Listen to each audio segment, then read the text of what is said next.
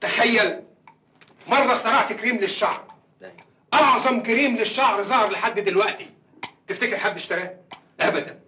لكن لما قلنا إن فيه مادة سرية رقمها الكودي 742 212 الكل اشتروه زي المجانين. عارف 742 212 دي تطلع ايه؟ ايه يا فندم؟ نمرة تليفوني القديمة. ودلوقتي بقى حكاية الفنكوش.